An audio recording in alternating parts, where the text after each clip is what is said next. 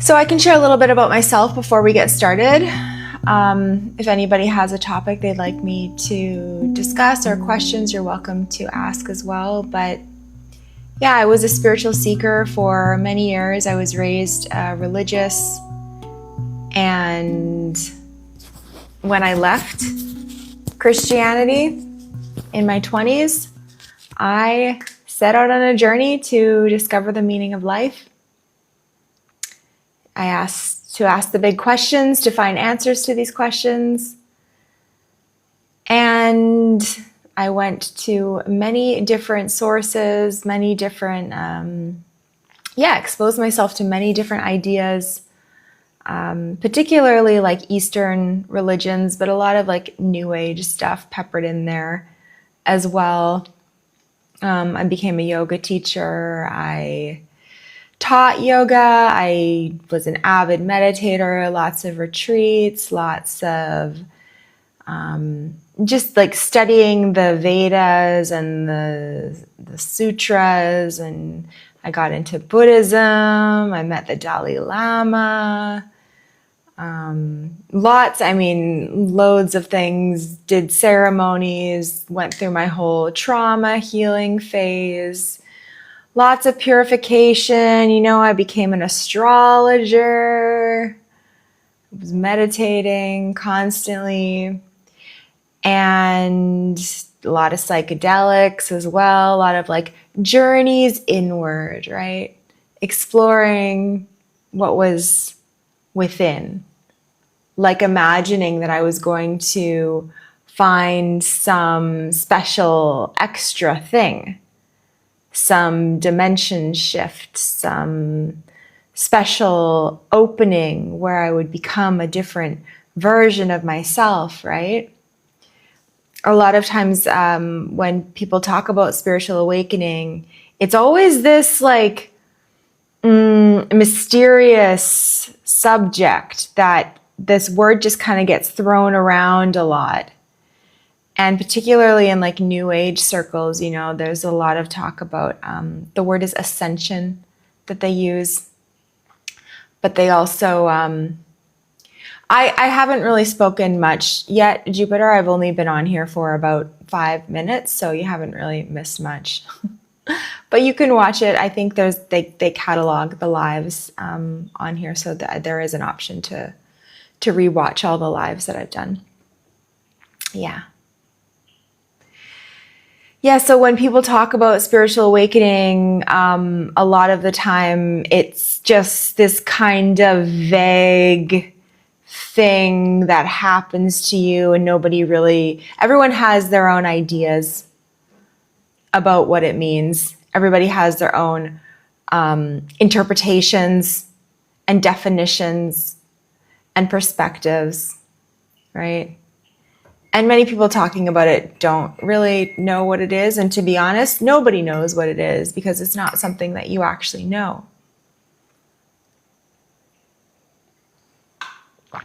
And I remember thinking that it was going to be this moment that would come and that would change everything. And when I would sit in meditation, I would wait. I would wait for something to happen. Justin Scott says it feels like an elaborate story built around seeing what is without filter, presence. Yeah, it is this elaborate story, but you're right. It is just about seeing what's here without the filter. And what is the filter? Well, let's discuss that today. So right off the bat, the filter is language. The filter is words and mental images that form the idea of a timeline, that create this concept of an identity that's moving through time. And the mind is like mapping trends of all the things that have happened before and identifying with those trends, identifying with those things that happened, and then imagining that there's this solid thing inside of here called me that is a result of, and that is an expression also of all the things that came before it. But just in this moment, where's the I? Without the past and the future right now, where is the I? Not this I, but the I.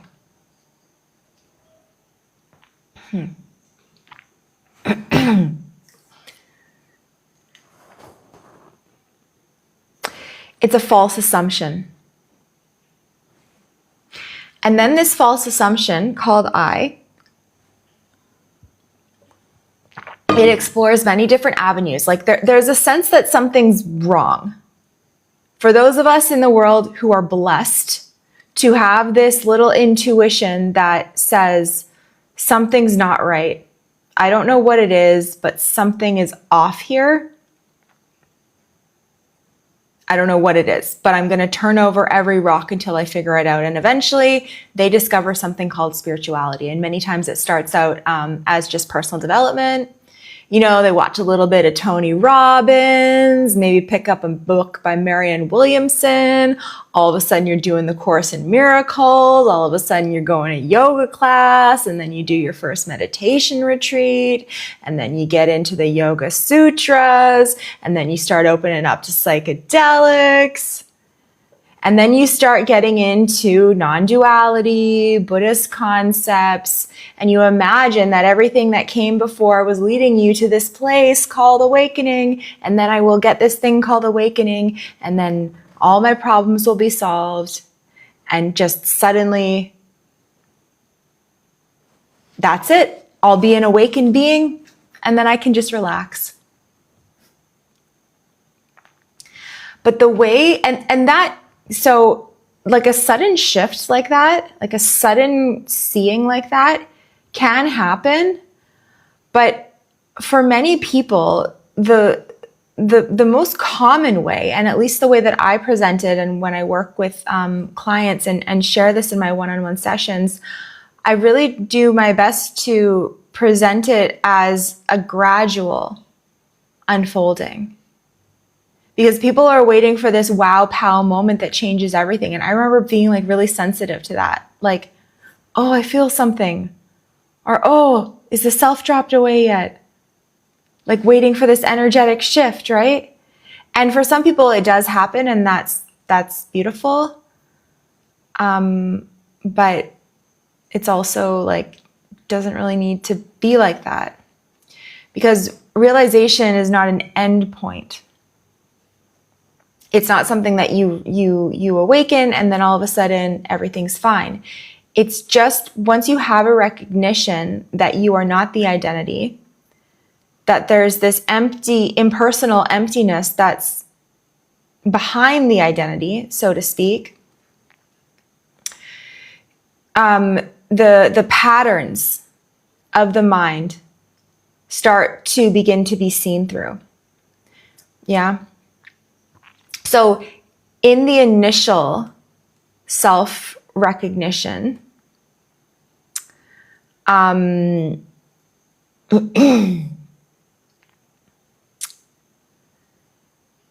it can feel like beautiful, but it doesn't mean that perspective shift is going to always be there.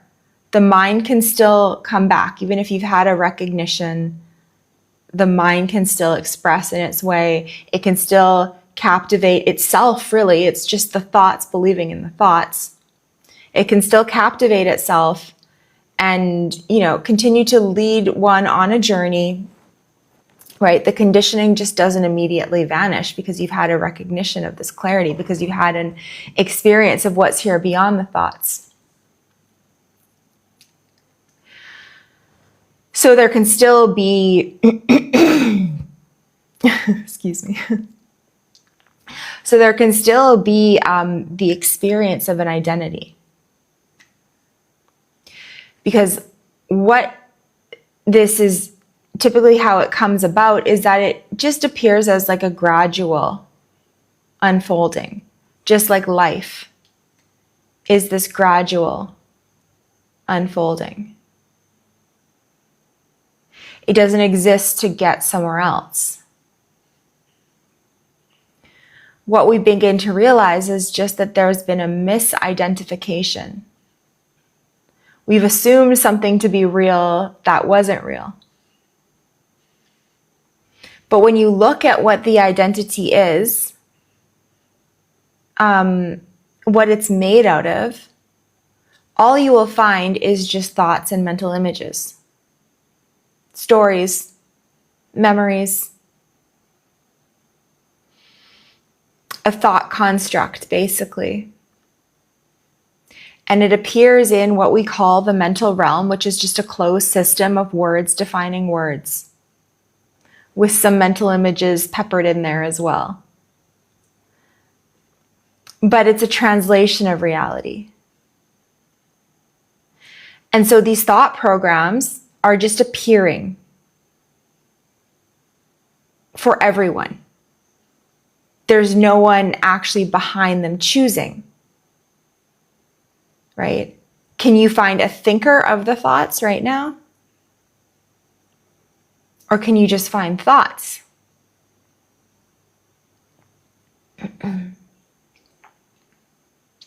So everyone's been conditioned in a certain way since childhood, and then that conditioning interacts with the environment and with itself as well. So it's kind of like mechanical in nature, right? So it reacts with something, and then that gets a reaction externally, and then that makes you react again. It's just a formula, like an energetic formula that's playing out with impersonal thoughts. But these impersonal thoughts are creating the illusion of a person. So the impersonal is assumed to be the personal, is assumed to be the person. But all it is just a play of thoughts and sensations. Because the thoughts are feeding off of themselves, and because they're believed in, they're like self-believing, that creates a reaction in the nervous system. So if I have a fear about something that could happen tomorrow, and I'm thinking about it, and I'm thinking about how dangerous it could be tomorrow, the body's going to feel that fear, right? If there's a concern in the mind, thoughts streaming with a belief about a fear, tomorrow, even though it's not happening now, tomorrow it will still appear in the system. It gets triggered by the thoughts. And then that fear triggers the thoughts again. And then the mind goes, how do I deal with this fear? How do I keep myself safe? But all it's doing is just trying to keep itself safe from its own imagined fear. So it loops, right? It thinks about the future. It makes sure it wants to have all of its bases covered to protect itself from this imagined future. But it can never actually protect itself from the imagined future because it's just an imagined future. Yeah? And that's the loop. And that's where a lot of the distortion lives.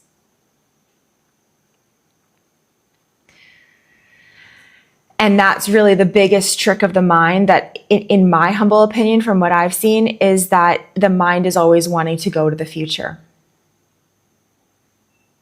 And in my sessions, like I work with people in a one-on-one setting over Zoom, and I guide them just through very simple and direct pointed questions into this space of clarity that's here prior to the mind, you could say, that doesn't depend on a mental concept in order to be here. It's like a non-conceptual clarity of pure being. Okay, that's what I'm going to label it today, but there's really no words to describe it. It's just a direct experience of what you are beyond the identity. It's very simple, actually. It's very, quite straightforward, because it's already what you are. It's not some mystical state. It's been here the whole time. And so, yeah, typically it takes anywhere between 5 to 20 minutes to kind of bring somebody into this space. And it's interesting to watch them, because they'll be like, wow, just everything, my thoughts are really quiet, or, they'll be describing how nice it feels, how calm and peaceful it feels, or whatever, it's different for everyone. And then it's almost like clockwork. I'll get the question, yeah, but what about when I get off the call? Like, what about tomorrow? How am I going to maintain this? And that very question, how am I going to maintain this? First of all, it's an imagination about a future that's not here yet, mind. And second of all, it assumes the fact that there's an I here that can maintain it, when the very experience of this direct clarity is what's here when there's no reference to the I, and when there's no reference to the future. The two really work in tandem. Without the future, there's no real I. It's all kind of the same thing. We use different words for it: past, future, identity, story.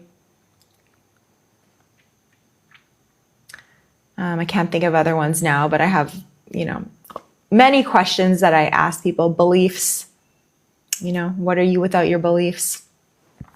And it can be very powerful to kind of like snap someone into this identity-free, language-free space that exists here without any effort. But the mind wants to effort for things, and that's the illusion. And I'm not saying that there should be no effort in life. It's of course we need to effort. We need to work. We need to wake up. We need to do all these things, which takes effort. Bring children into the world definitely takes effort. But there's something here that doesn't require effort to be here. Let's just notice right now what's here without any effort.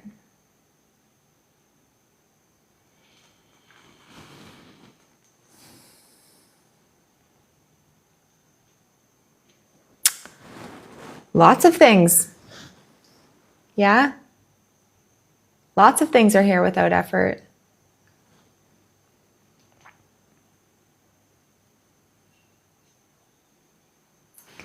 Rich says, unchanging awareness.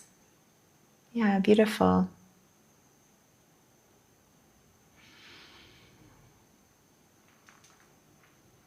So much is changing around us. But what's here that doesn't change? What are you without the intention to change something right now? What are you without the intention for things to be different right now?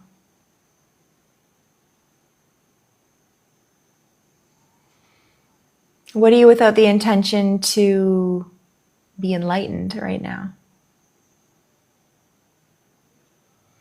What if the very intention for something to happen in the future was the very illusion that was making it seem that it wasn't already here yet? And this is one of the first things that we learn in non-duality, It's already what you are. It's already right here. So then if it's already right here, and if it's already what I am, then why don't you show it to me?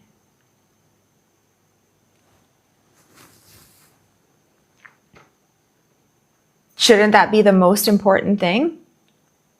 Right?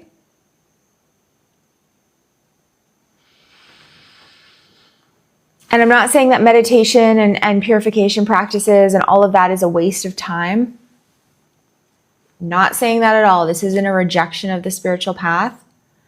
But what I talk about is the end of seeking. So if you resonate with what I'm saying, and not everybody does, right? I get some haters in the comments too, and that's okay. They want to keep seeking, so that's okay.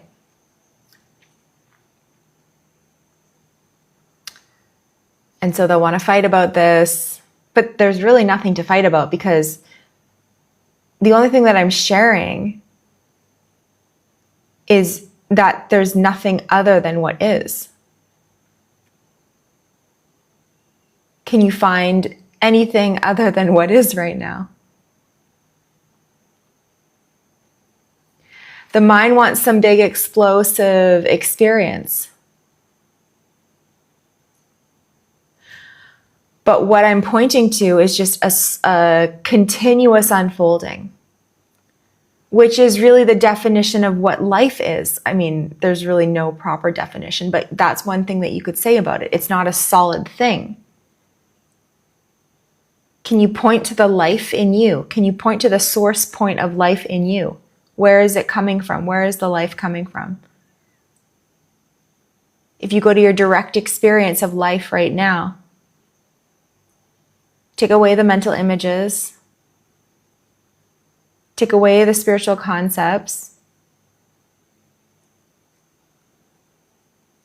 What's alive right now?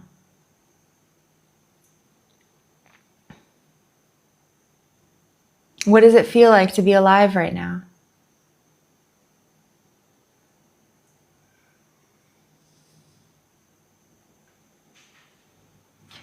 Is there someone that's alive? Or is there just alive? Is there a someone that claims an aliveness? Or is there just a thought that says, I am alive, with nothing actually behind it? Can you find the thinker of that thought right now that says, I am alive?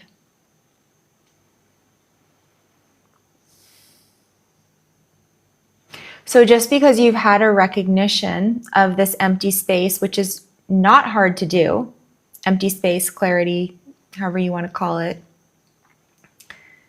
this space of being that is impersonal, that you are right now in this very moment, whether there's thoughts or no thoughts,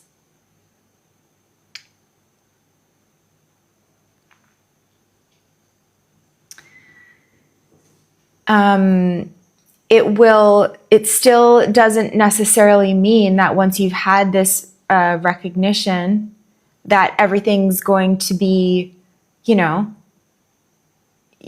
all the conditioning just drops away, that all of a sudden you're completely changed and there's no more patterns that are coming up. That will continue. Typically, that will continue to carry on. But more and more, as kind of this is seen again and again, and this is what I work with people to help them with, to untangle this, because it really is just language that they're untangling from, illusions that they're untangling from. There's this corrective, I call it a corrective mechanism that starts to come online. Hi, Terry. Hi, Jack.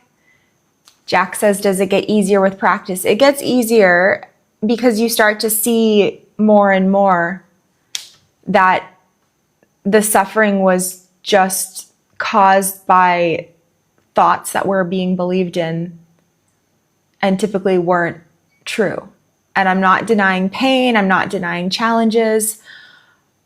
It's a luxury to explore this stuff, really. It's really a luxury. So I'm not saying that this is for everyone. I'm not saying that this is the answer to every single person's problems. No, if you're in a war-torn country, if you're being abused, it's okay to prioritize that, to sort that out. But as you kind of expose your system more and more to this neutral aliveness, you can call it practice, but it's really just taking away everything that wasn't actually you, not referencing that.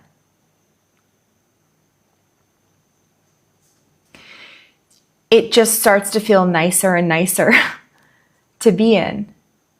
And so, yeah, the mind can still get caught up in a thought storm, and it can start imagining a reality that's not there, and it can create sadness or, fear about it. But there can also be this corrective, like I said, this corrective mechanism that comes on. If anyone has a better word for it, please share in the comments. But something that's like, wait a second, what are you doing? This doesn't serve you at all. And I like to use the example of arguing with someone in your head. Do you ever do that? Like, this is what I want to say to this person. And then maybe they'll come at me with this. And then I'll come at them with this. And then I'll say this to them. Like, you know what I mean? I used to do that. I'm in Aries, okay? I can't help it. The character is in Aries. And she's got some fire. And both my parents were Aries, okay? So I had no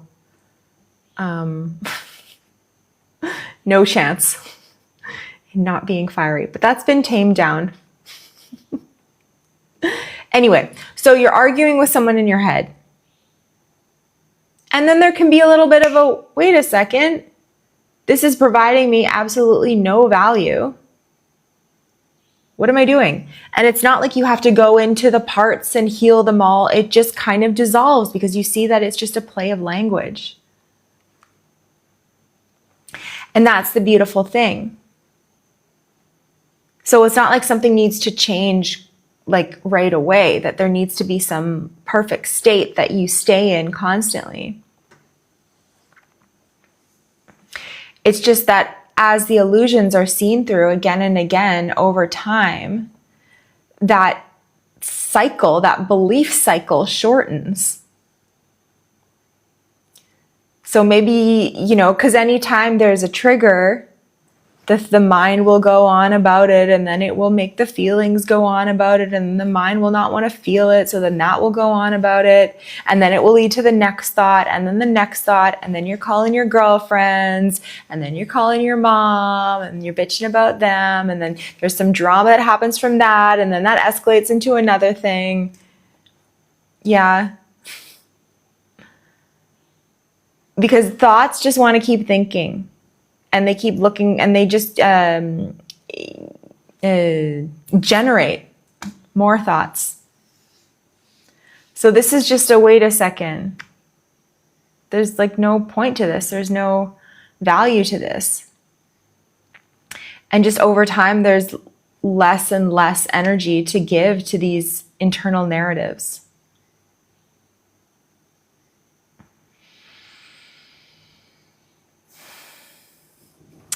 So if anyone has some questions, A Silent Night says, overthinking can make anybody's brain in a prison cell. Yeah, totally. Popeye's chicken sandwich. Yes, we can do for sure we can do a one-on-one session. It's so beautiful to share this actually with people.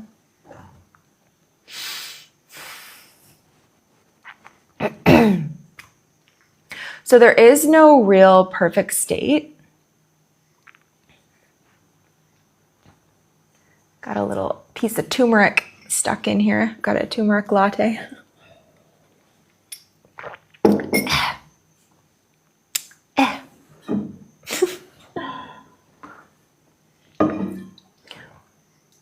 Okay, let's try that again.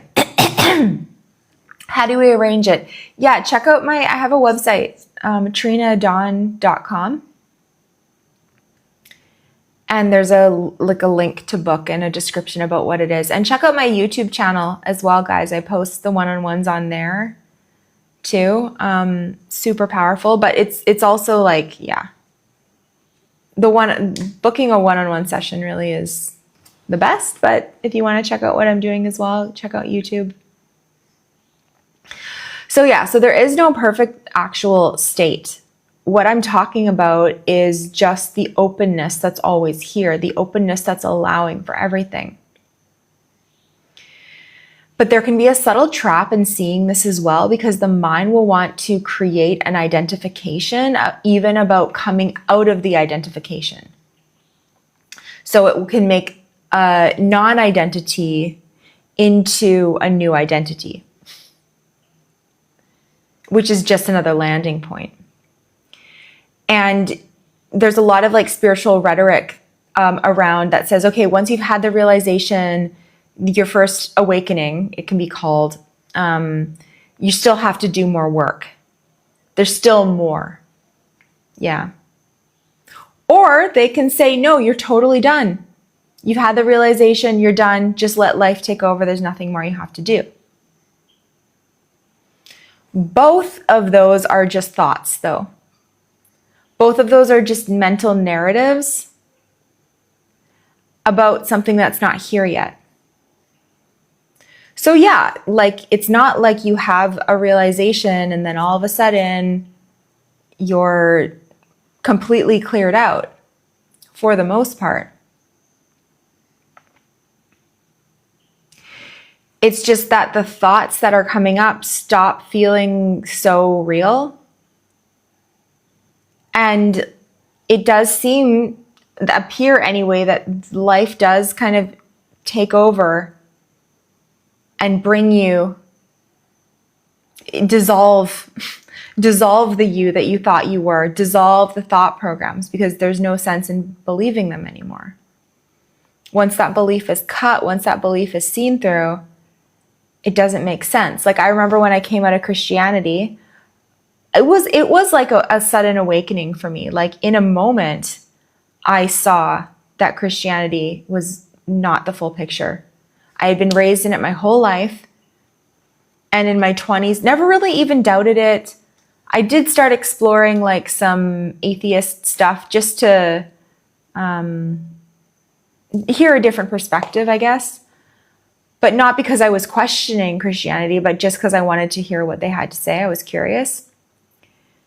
And eventually, like I came across some information that was just, something clicked in my brain and I was like, oh my God, it's not the full picture.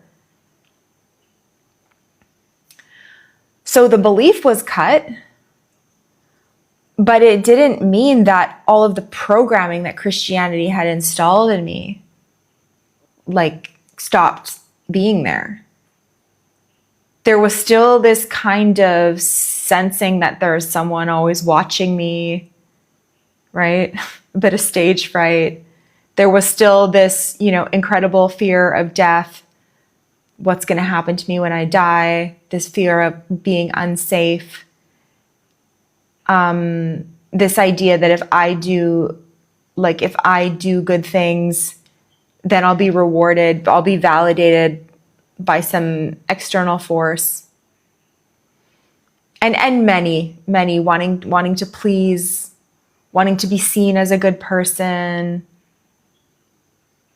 Lots of stuff. I could go on, but anyway, you get the picture.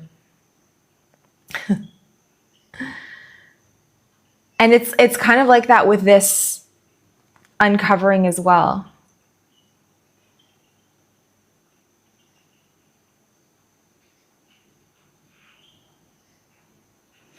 Even the corrective mechanism that I talked about is not personal. It's like a program. And so when I'm talking to people and I'm saying things like, what are you without language right now? What are you without language right now? I'm basically giving instructions to your brain, to your thought center, which blanks it out.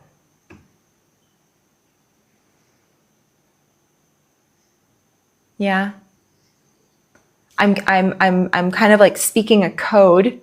We could look at it like this anyway. I'm speaking a code that stops the mind. Another great one, what's between thought and no thought?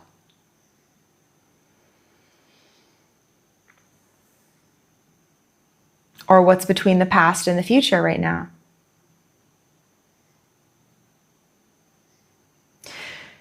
And you notice that like whenever someone asks you a question, it's for the most part anyway, if you're interested in engaging with them, the mind will just naturally search for the answer. So if I say, what's your name?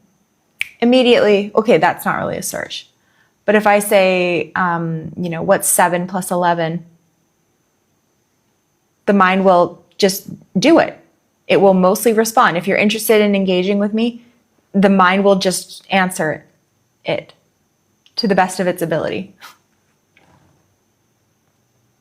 18, you got it, Jack. Good job.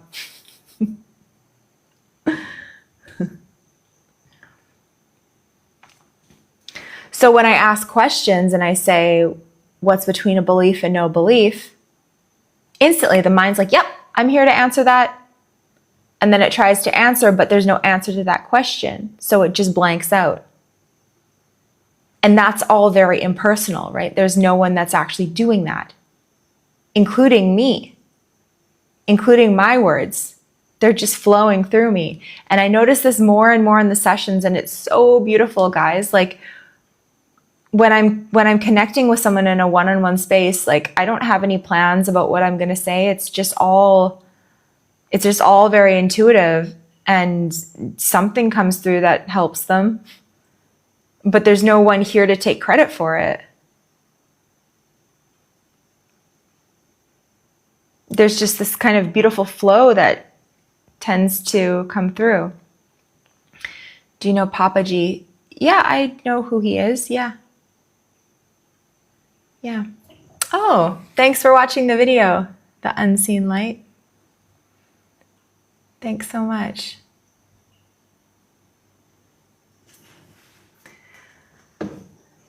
So there's nothing really to stabilize. Like waking up is not a job of the mind. Waking up is not a job of the mind.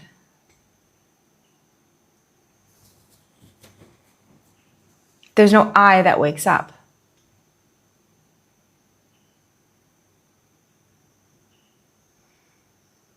There's just this awakeness that's been here this whole time. But this awakeness doesn't have a name.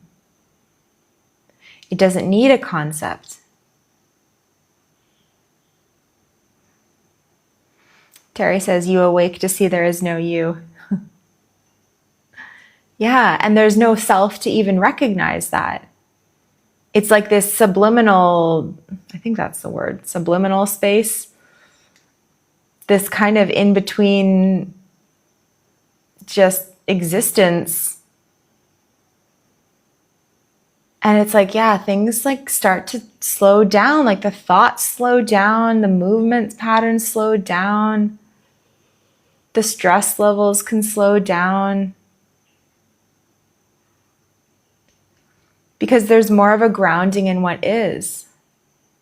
And that's the good news, that it is right here. And it makes sense that it's right here. It's just we're waking up to the fact that humanity has been living in a delusion called the past and the future. And it's okay that we can reference the past and the future. It's okay that we conceptualize it. It's a survival tool that we have this idea of it.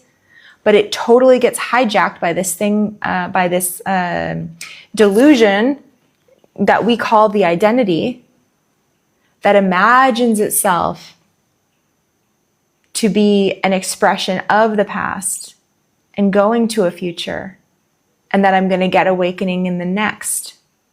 But what are you without the next?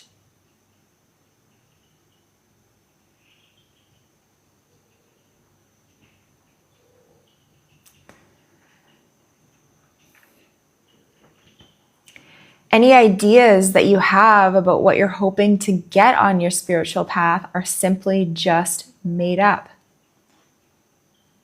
by a program that you aren't choosing.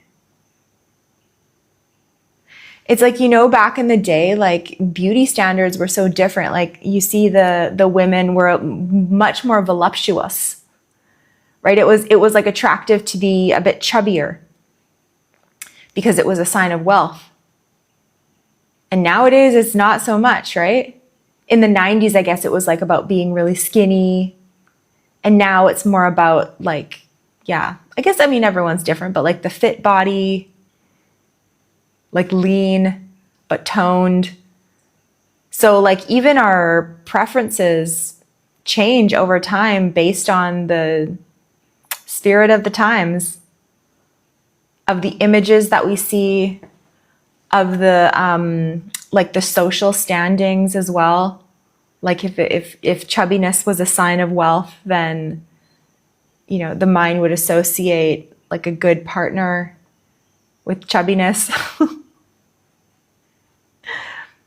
And yeah, maybe I mean, everyone's got their thing, right? So I'm just talking about kind of more generalized stuff. What we see in the magazines and what we're trained to like. What we're programmed to find attractive. It is programming, even that's programming.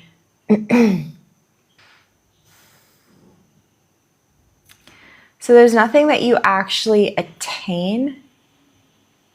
It's just an illusion that falls away. An illusion that was never real. And maybe doing meditation and breath work and yoga supported that.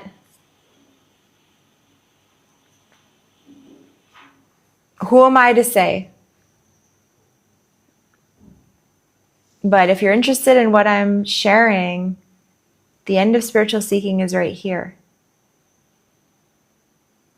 But it's not an end point. It's just the end of seeking. Life still goes on. The unfolding still carries on, just like life. Chop wood, carry water.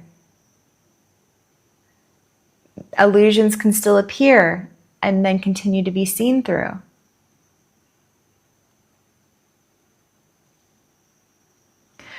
But because if you do a session with me, or you watch my content and you feel inspired and you can tap into this like empty blank space, it does tend to just take on a life of its own. Because the system starts to orient to the freedom that's here right now.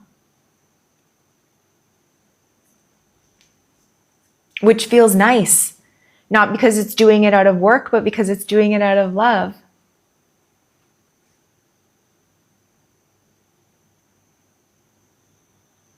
Because it feels good to be here. It feels grounded. It feels safe to be here. Hey, Helios. What up? Give an example of non-conceptual seeing. Okay. So, what is between self and no self?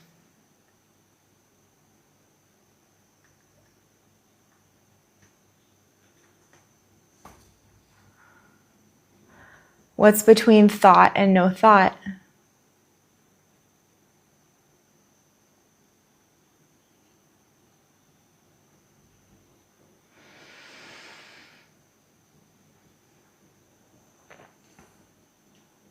What are you without your beliefs right now?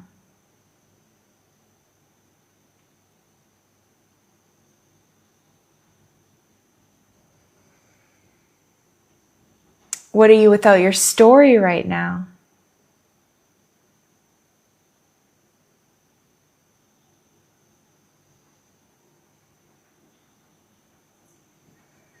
What are you without spirituality right now?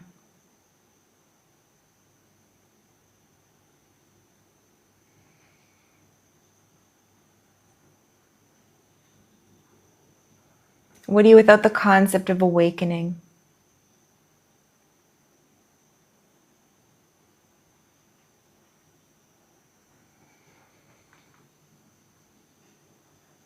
And from this space, can you find something solid called your identity?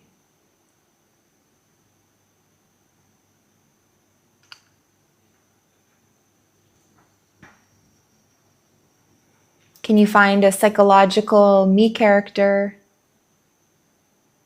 that's existing in a particular location in the body? Or is that just an idea? The crazy thing is that we we start to see that even the me is a concept, that the me is made up,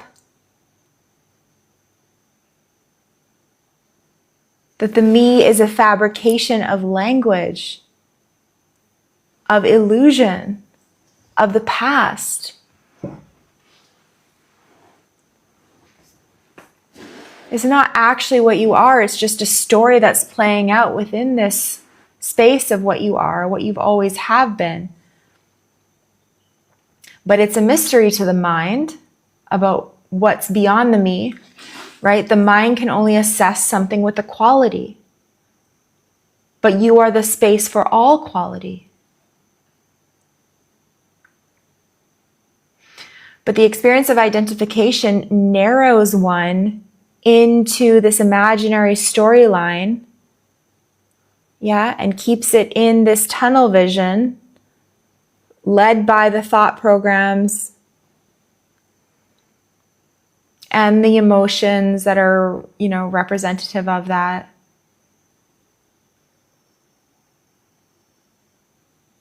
And we can still have beautiful experiences from that personhood. We can still even have intuition, have deep insights, have beautiful, profound spiritual experiences, have moments of clarity even.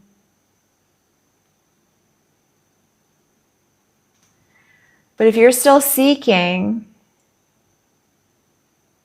then you're still identified with a story that's not true.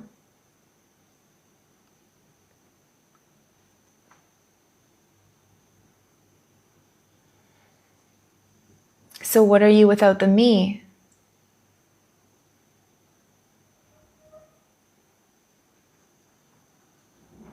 What are you without the intention for this moment to be different?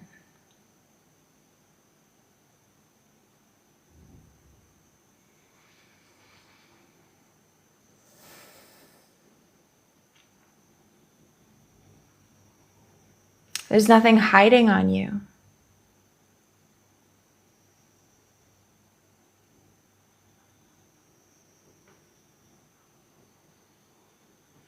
You're not going to be more of yourself in another moment. I talked to someone today who had been seeking for 50 years. And he had been through all the greats, big pilgrimages, and watched a couple of my videos and was like, I cannot believe that I missed this the whole time. Because what the seeking and all this, so much of the spiritual content does is it just keeps you at the thought level. And I'm not saying that it is intentionally doing that, but all that we have to go on is like speaking. Like we have to speak about it. We need to communicate.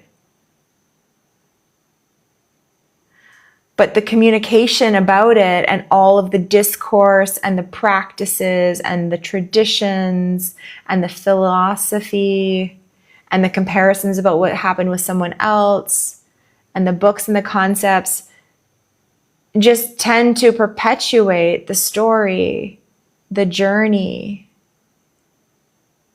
But what's here that doesn't require a journey?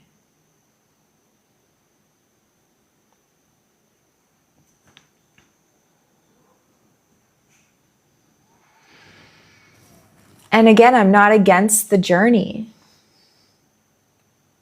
It played out like a journey for me.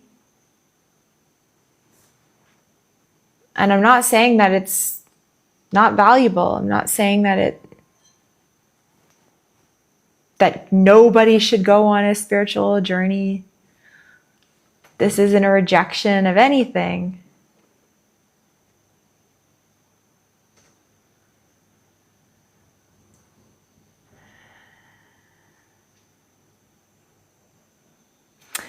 So how's everyone doing?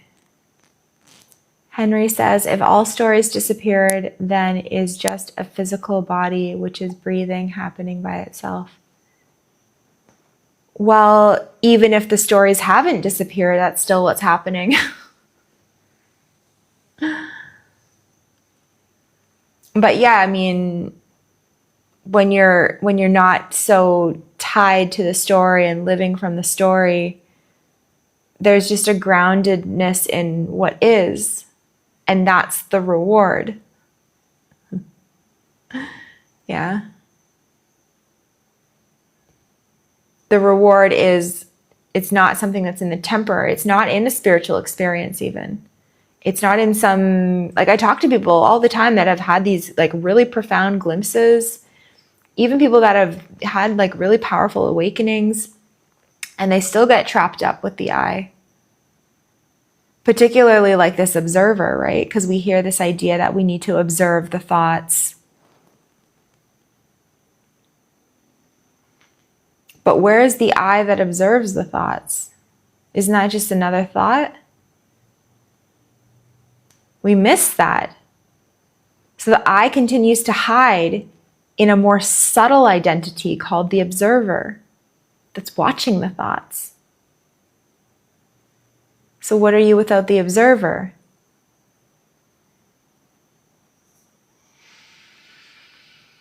What are you without the witness?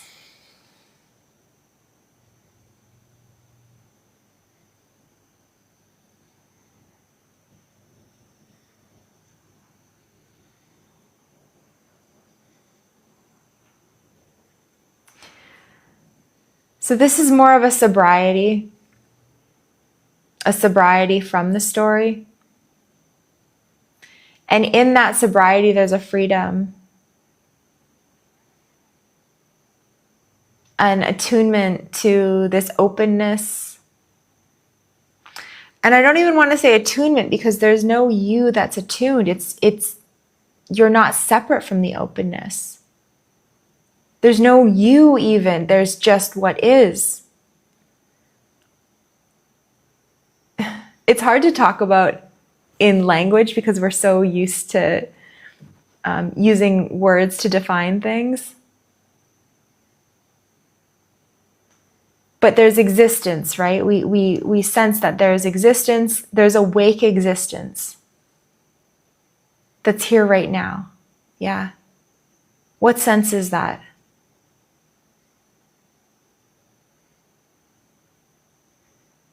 Can you find an I that senses that?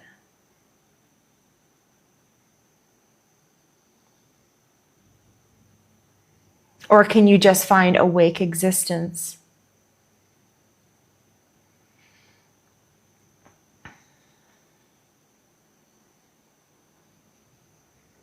Yeah, presence, Terry, yeah, presence is another word you could use. Do you just find presence? Do you find an I that's present? Right? An I that's being? Or do you just find pure being?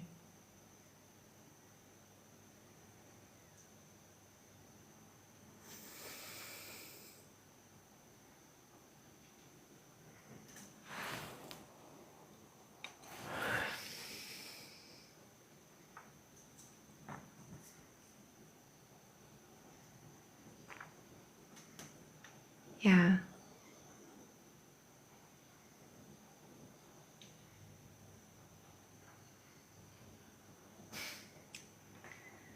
Just saw this. Beautiful.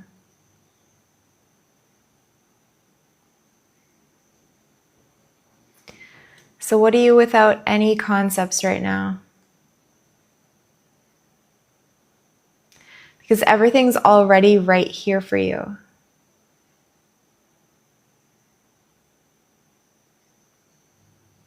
Or better said, everything is already right here.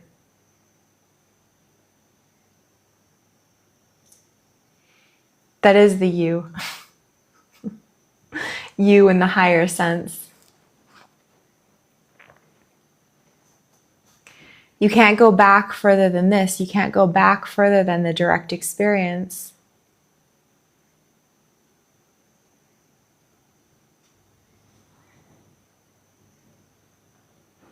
I mean, you can think about it, But that's also the part of the direct experience. That's also what's happening. So what's here that's not a thought?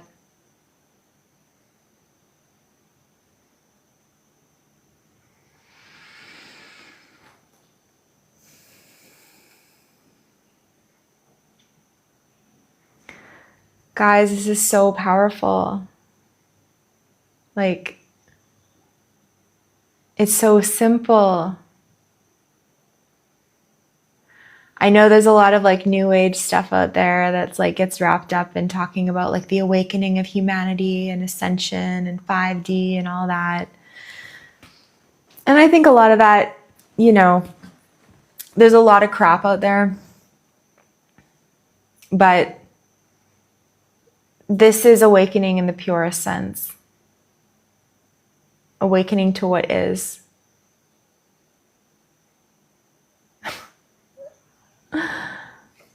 But there's no you that awakens, right? There's no self that awakens. There's just awake.